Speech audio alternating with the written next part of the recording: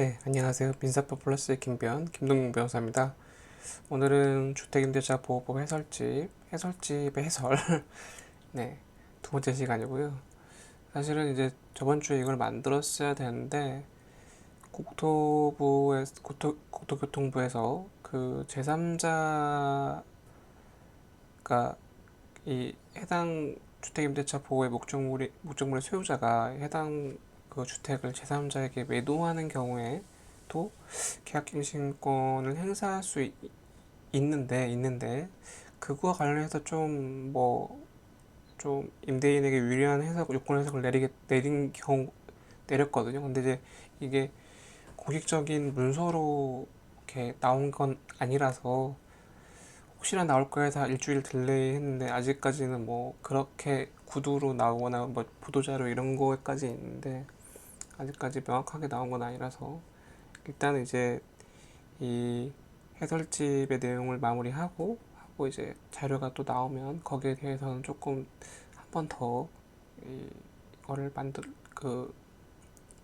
번 더 자료를 살펴보는 시간을 갖도록 하겠습니다. 오늘은 이제 저번에 이어서 갱신의 거절 사유, 그러니까 임차인이 계약갱신 요건을 행사했을 때 임대인 입장에서 거절할 수 있는 사유가 뭔지 한번 살펴볼 건데요. 다른 사유들은 사실 뭐 그렇게 흔히 일어나는 일들이 아니에요. 아니고 우리가 살펴볼 거는 이 8호의 임대인이 직계존속, 직계비속, 그러니까 임대인, 뭐 아들, 뭐 할아버지, 자기 아버지 이런 사람들이 실제로 거주하려고 하는 경우에는 계약갱신 요건을 거절하고, 그러니까 2년만 원래 임대 기간이 2년만 유지하고 퇴거를 요청할 수 있는 거죠. 여기 대해서 이제 Q&A가 있는데, 임대인 본인 또는 직계 존비속이 직접 거주를 이후 갱신을 거절했는데 목적 주택에 거주하다가 제3자에게 임대를 한 경우 어떻게 되냐, 이렇게 되면 어떻게 되냐에 대해서, 그러니까 아까 전 시간에 살펴봤다시피 이 제3자에게 임대를 한 경우는 이 손해배상 규정이 따로 있습니다. 따로 있어서 이 2년 내에 갱신이 거절하고 원래 계약갱신 요건을 행사했다면 거주할 수 있었던 기간인 2년 내에 제3자에게 임대한 경우에는 종전 임차인에게 손해를 배상해야 되고 손해배상액도 법정돼 있어요. 법정돼 있는데 이게 뭐 액수 자체도 정해져 있다는 게 얼마인지도 중요하겠지만 이 자체의 액수가 정해져 있다는, 법에 정해져 있다는 건 뭘 의미하냐면 실제로 이 다툼이나 분쟁이 일어났을 때 요 손해배상액의 증명을 따로 하지 않아도 된다는 아주 큰 차이점이 있어요. 이게 만약에 이 법 규정이 없으면 나에게 손해가 얼마나 발생했다는 걸 일일이 다 증명을 해야 되거든요. 입증을 다 해야지 받을 수 있기 때문에 임차인 입장에서는 이런 규정이 있는 게 대단히 유리한 건 맞죠. 다음번 이제 질문을 보면, 실거주를 이유로 갱신 거절한 임대인이 제3자에게 목적 부동산을 임대한 경우, 그러니까 이런 경우에 손해배상 책임지는데 손해배상을 면할 수 있는 정당한 사유는 뭐냐, 그러니까 정당한 사유가 있으면은 손해배상을 면할 수 있도록 법 조문에 돼 있거든요. 근데 이런 경우에 정당한 사유라는 건 뭐냐면 그러니까 원래는 그 뭐 본인이 들어가 살려고 하거나 아버지나 이제 아들에게 살려고 했는데 어쩔 수 없이 그렇게 못하게 됐다 이거죠. 예를 들면 이제 아팠다거나 병원에 입원하게 되었다거나 뭐 이런 상황들 있죠. 그래서 뭐, 뭐 해외로 파견 나갔다거나 뭐 이런 경우, 그러니까 이런 경우에는 뭐 어느 정도 입증이 또 가능해야겠죠. 그래서 예측할 수 없었던 불가피한 사유를 말한다, 이런 경우들을 말하고, 이런 경우가 아니면 다 안 된다 이겁니다.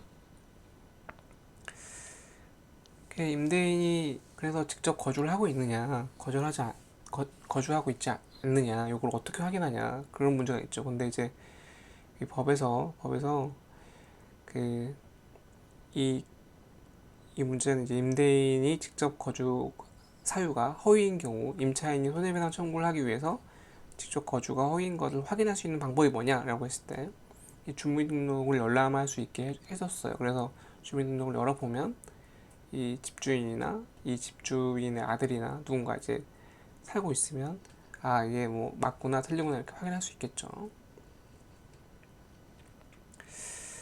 이게 사실은 요 지금 이게 사실은 엄청 논란이 됐던 내용인데, 그러면 제3자한테 임대하는 것만 손해배상 규정이 있으니까 그러면 내보내고 2년 동안 그냥 뭐 공실로 두면 되냐. 그러니까 이런 경우에 이제 손해배상 앞서 본 손해배상 규정은 제3자에게 임대했을 때 적용되는 것이거든요. 그러면 그 규정은 적용될 수 없고, 다만 이 경우에는 이 내가 들어가 살겠다고 말한 거 자체는 허위인 건 맞잖아요. 허위인 건 맞기 때문에 공실로 뒀다는 거는 내가 들어가 살기 때문에 나가라 했는데 들어가 살지 않았죠. 그러니까 이건 허위이기 때문에 민법 750조에 의한 일반 불법행위에 의해서 손해배상을 청구할 수 있겠습니다.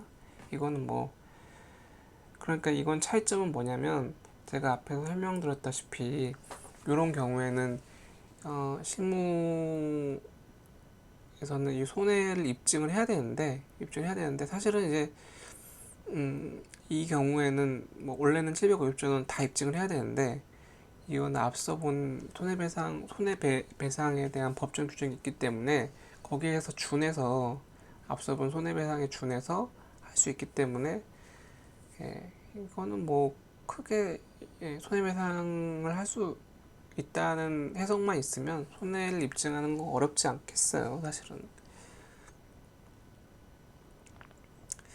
네, Q&A 6번. 법인이 임대인 경우에 직접 거주를 이유로 갱신 거절이 가능한지 뭐 당연히 안 되겠죠. 그 다음에 실거주가 법인은 불가능하니까요. 그 다음에 이제 임대료 상한이 5%인데 여기에 대해서는 첫 번째 질문이 이게 임대료 상한 5%는 언제 적용되는 것인가?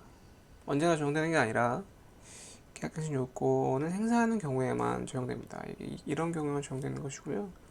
그렇다면 이제 갱신 시 임대료 5%의 의미는 임대인이 요구하면 무조건 5%를 올려줘야 된다는 의미냐? 그건 아니고 협의를 하라고 했죠. 5% 내에서 협의를 하라고 하니까 서로 5% 내에서 5% 최대로 해서 협의를 하면 된다 이거고요. 근데 사실상 그러면 임대인이 올려주지 않겠다 이러면은 사실상 임차인이 5%고 뭐고 난 못 올려준다 이래버리면 방법 없는 거 아니냐 이렇게 생각하실 수 있는데 그건 아니다 이겁니다. 그래서 협의를 통해서 하되 안 되면 그 분쟁 조정 절차나 이런 걸 통해서 증액을 한번 시도해 볼 수 있다 이거죠. 만약에 이제 이게 그 기본적으로 주택임대차 보호법 7조에 따른 차임증감 청구권과 같다고 하는 게 뭐냐면 이게 이 주택임대차 보호법 제7조에 따른 통상적인 차임증감권 같은 경우에는 그냥 청구를 하면 곧바로 인상 효력이 발생하거든요. 근데 이제 이런 경우에는 협의가 안 되면 그 적절한 그 임대료 증액이 효력이 한 사람만 요구하더라도 어느 정도 적절한 임대 효력이 있는 것으로 봐주겠다 뭐 이런 취지예요. 이게 쉽게 말하면 뭐 실질적으로 의미로는 큰 의미는 없는데 그래서 실질적으로는 협의를 해서 안 되면 분쟁 조정 절차 가서 이 적당한 임대료 증액의 수준이 어느 정도인지 확인을 받으면 그 정도의 증액되는 건 인정해 주겠다 뭐 이런 의미가 되겠습니다. 그 다음에 이제 임대인 이것도 조금 뭐 핫했던 문제죠. 합의로 5%를 하게 되는 건 가능하냐? 합의를 5% 초과해서 주는 건 가능하냐? 이 문제가 있었는데 그 앞에서 이제 앞에 시간에서 제가 말씀드렸다시피 계약갱신 요건은 강행 규정인데 이에 반하는 약정은 효력이 없죠. 근데 이제 합의로 5%를 초과하는 약정을 해버리면 그거는 가능한 거냐 불가능한 거냐라고 했을 때 이거는 제가 말씀드렸다시피 미리 약정을 포기하는 건 안 되는데 행사를 안 하는 건 가능해요. 행사를 안 하는 건. 그러니까 계약 갱신 요건을 미리 포기하는 건 그 강력법규성에 반하는 건데 계약 갱신 요건 행사를 안 하는 건 가능하다고 말씀드렸잖아요. 행사를 안 하고 합의를 해서 5%를 더 준다. 그러면 행사를 안 했다는 거하고 합의를 했다는 건 요거는 그러면 뭘로 되는 거다? 새로운 임대차 계약이 되는 거죠.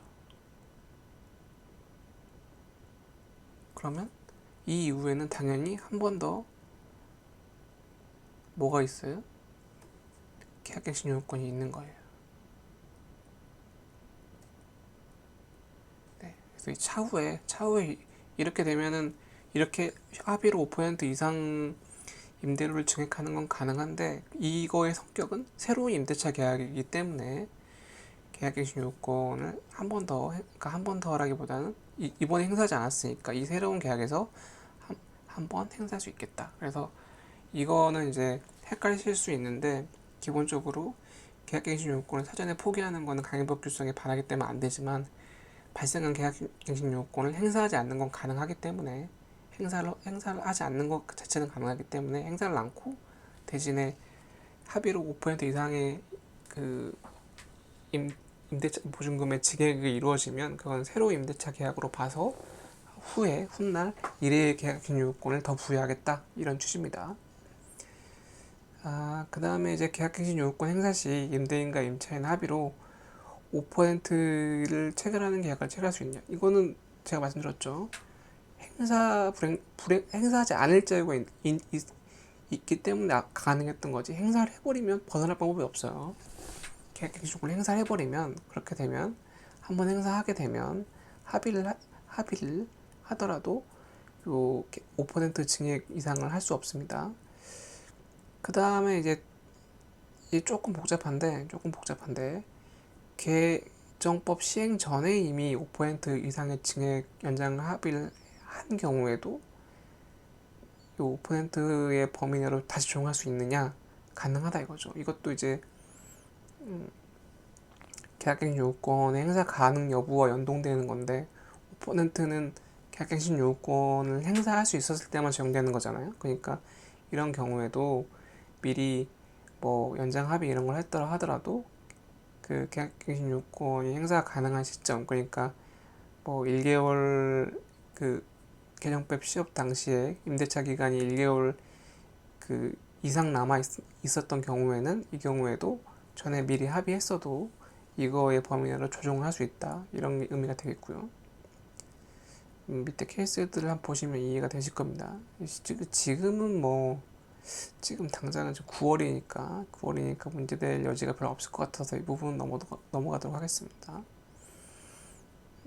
그리고 이제 또 나온 문제가 뭐 요즘에 그래서 뭐 워낙 요즘에 저금리 기조로 인해서 이 보증금을 낮추고 반전세로 돌리려는 임대인분들이 많이 있거든요. 그러면 계약갱신 요건을 행사하는 경우에 그 월세로 전환하는 게 가능하냐라고 했을 때 이건 안 된다 이겁니다. 왜냐하면 계약갱신 요건을 행사하게 되면 전과 동일한 조건으로 체결된 것으로 보니까 임대인의 동의가 없으면 안 된다. 다만 동의하는 경우에는 가능한데 이 경우에도 일정 수준의 법정 전환율에 따라서만 할 수 있어요. 자세한 내용을 참조하시고요.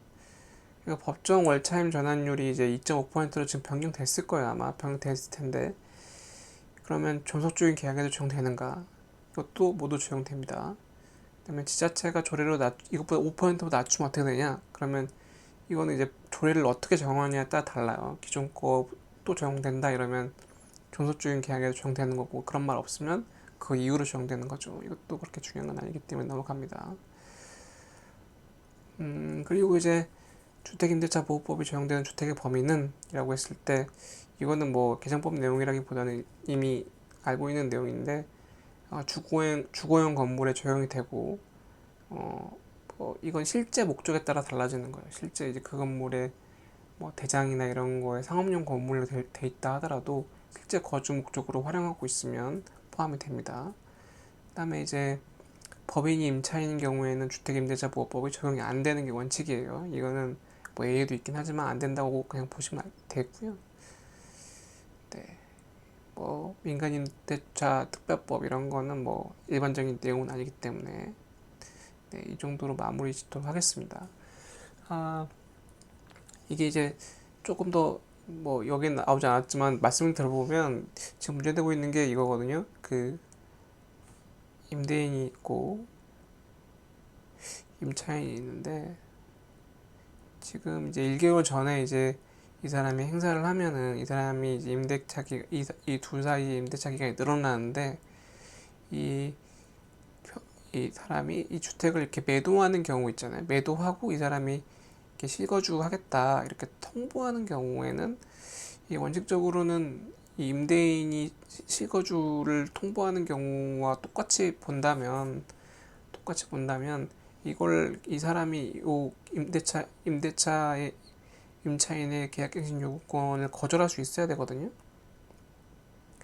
근데 이제 이거를 막겠다고 지금 국토교통부가 지금 이러고 있는데 사실은 주택임대차보호법상의 기본 법리가 이제 소유권을 이전하게 되면 기존의 임대차 관계가 새로운 소유자에게 승계되는 관계거든요. 승계되는 그냥 이 갑의 지위가 그대로 세운 임대인의 이 병이 요 원래 갑이 가지고 있던 집주인이 가지고 있던 지위를 그대로 승계하게 된다고 보는 게 기본적인 컨셉이고 법리예요. 그러면 그러면 이 사람이 이 사람이 실거주하는 거나 요 사람이 실거주하는 거나 차이가 없어야 되거든요. 차이가 없어야 되기 때문에 뭐 지금 6개월 전에 매도하는 경우가 아니고 6개월 내로 들어온 경우에는 이 사람이 실거주 목적이 있다고 하더라도 뭐 이걸 막겠다고 지금 그러고 그 해석 유권 해석이다라는 내용들이 돌아다니는데 이 내용이 어떻게 해결될지는 저도 좀 의문이 듭니다. 드는 게 이제 기본적으로 여기 나와 있는 유권 해석이라고 하는 것도 기본적인 법리에서 벗어나면 해석이 될 수 없거든요.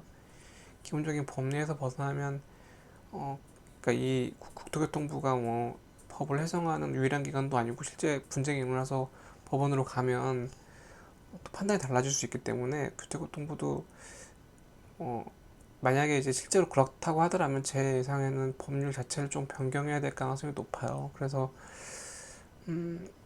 이 부분은 조금 더 살펴보고 나중에 한 번 더 정리하는 시간을 갖도록 하겠습니다. 오늘은 여기까지 할게요. 감사합니다.